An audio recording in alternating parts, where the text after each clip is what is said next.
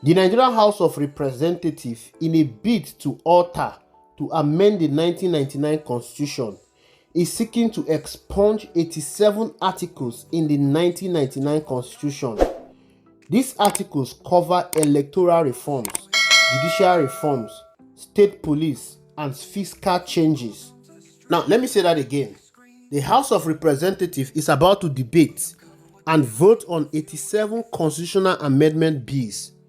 87 that could fundamentally transform how Nigeria Constitution operates. Before we dive into what they want to change, let us talk about the elephant in the room, the 1999 Constitution itself. Now here is the uncomfortable truth many Nigerians don't know. Our current Constitution wasn't exactly born out of democratic consensus. It was crafted during military rule, specifically under General Abdul Salami Abubakar's transition program. The military handed us a constitution and said, "Here, this is your democracy starter pack." Think about that for a moment. A document that was supposed to govern a democratic nation was written by the same military structure that has ruled us with iron fist for decades. It's like asking a goalkeeper to design the rules for penalty kick. There is an obvious conflict of interest. The preamble of the 1999 Constitution famously starts with "We the people of the Federal Republic of Nigeria." But here is the bitter irony. The people never actually voted on it. There was no referendum, no national debate. It was simply imposed, and we have been living with its consequences for over 2 decades. That is why what's happening right now is so monumental. For the first time in years, our elected representatives are taking a comprehensive look at this flawed foundation and asking the hard question: what works, what doesn't, and what needs to change now? Nigeria is like a house built on a shaky foundation. You can paint the walls, change the furniture, and install new windows all you want. But if the foundation is cracked, the whole structure remains unstable. Our 1999 Constitution has those cracks, deep ones. Now what are those cracks? Over-centralization of power. Check. The federal government controls almost everything, leaving states gasping for breath and local government completely suffocated. Security challenges spiraling out of control. Check. Without state police, governors are called chief security officers of their state, but have zero command over security forces. It's like giving someone a fancy title but no actual power to do the job. In the 1999 Constitution, local government are treated like glorified beggars. When you look at it, they can't function independently because their funds are controlled by state governors, turning them into errand boys instead of genuine tight government. Another issue with the 1999 Constitution is that the resource control battle is tearing communities apart. When you look at it, states that produce the wealth have little control over it. This has bred resentment and instability. These aren't minor inconveniences. These are structural defects that keep Nigeria from reaching its true potential. And that's exactly what these 87 bills are targeting. The Deputy Speaker Benjamin Kalu and the House Committee on Constitutional Review have been working behind the scenes. They have been having technical sessions, stakeholder consultations, legal drafting, and now they are ready to bring it all to the floor. The debate took place on Wednesday and Thursday this week. By next week, the vote that could reshape Nigeria will happen. So what exactly are they proposing? Let's break down the major battlegrounds. Number 1, state police. They are bringing security closer home. This is probably the most explosive proposal on the table, and for a good reason. Right now, Nigeria operates a single centralized police force controlled entirely by the federal government. When bandits attack a village in Zamfara, when kidnappers strike in Imo State, when herders and farmers clash in Benue State, governors can only watch helplessly and appeal to the Inspector General of Police to deploy forces. They have no direct control, no command authority, absolute nothing. The proposal for state police will change everything. Each state will have its own police force, answerable to the governor, familiar with local languages, customs, and terrain. response time will be faster, accountability will be clearer, security will be localized. When the kidnapping happened in Kebbi State, there is a report that someone gave a call and the troops that were guiding that school were withdrawn. When you have state police, things like this will not be happen. And when it happens, you will know who to hold accountable.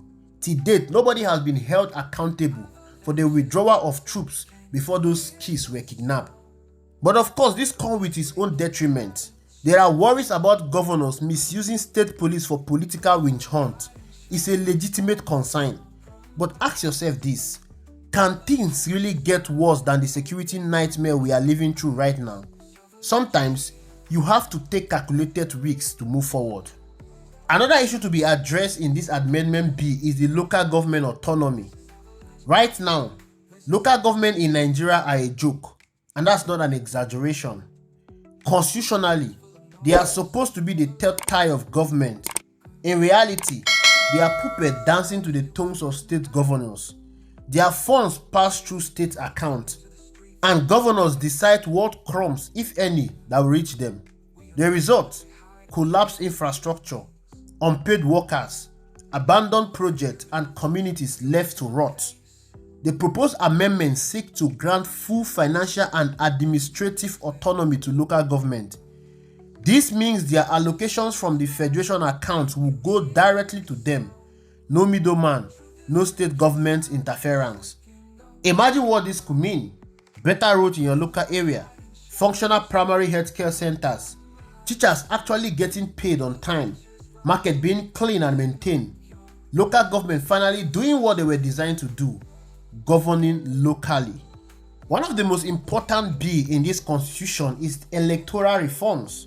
Now they want to make your vote actually count, if that is really going to count.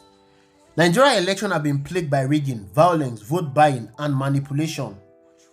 This constitutional amendment includes proposals to strengthen the independence of the Independent National Electoral Commission (INEC), improve the transparency of the electoral process, and introduce electronic voting mechanisms. The electronic voting mechanism was introduced in 2023, but it was not strong enough to compel INEC to use it.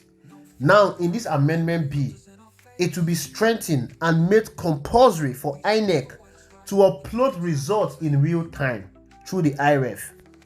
The reason why the 2023 election is still in contention today is because INEC failed to transmit election results from the polling unit to the IREF. If this passed, the 2027 election could look very different from what we experienced in 2023. Imagine an election where results actually reflect the will of the people. The bill also seeks to address judicial reform.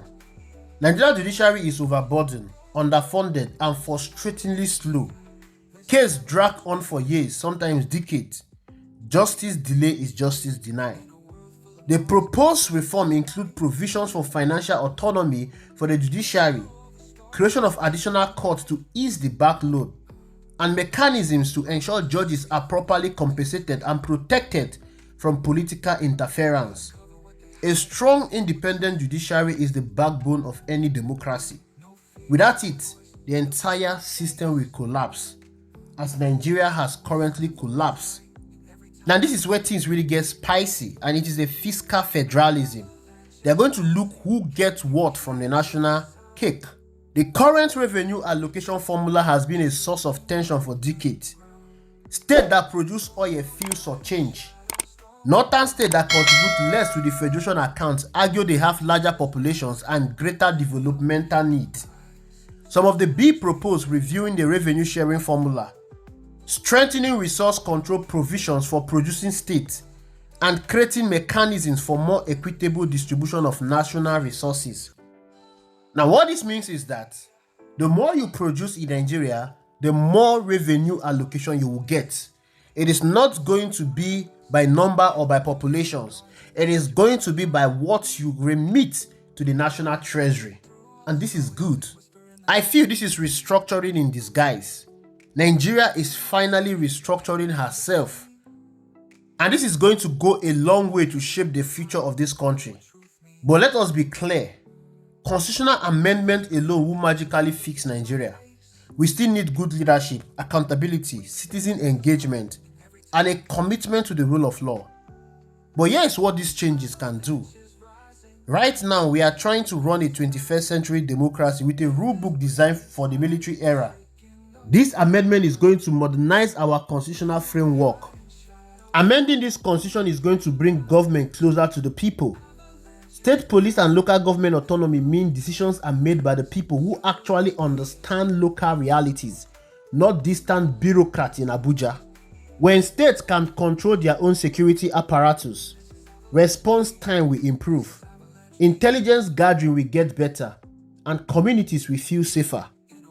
When resources are shared according to how you contribute, it is going to reduce the feelings of marginalization that has fueled separatist movement and ethnic conflict. This constitution will definitely strengthen our democratic institutions. Let's not be overly excited here. Getting 87 constitutional amendment bill passed is like threading 87 needles simultaneously while riding a roller coaster. Each bill requires a 2/3 majority in both the House of Representatives and the Senate. Then it must be approved by at least 24 out of 36 states' House of Assembly. Finally, the president must sign it into law. That's a lot of hurdles. And at each stage, vested interests will fight to protect the status quo. Governors who enjoy controlling local government funds won't give up that power easily. Politicians who benefit from the current electoral system won't welcome reform that threaten their dominance. Regions that feel advantaged by the current revenue formula will resist change. This is why the next few weeks are absolutely critical. The debate has started already. The vote next week will show which lawmakers are serious about reform and which ones are just performing for the cameras. I am Avalanche Media and I bring the truth like an avalanche. Fast, heavy and unstoppable. Stay informed, stay vigilant, stay ready. If you like this video, please help Avalanche Media to grow and reach wider audience. Subscribe to this channel, turn on the notification bell, like this video, comment your thought and share this video. Thank you for watching and I will see you in the next video.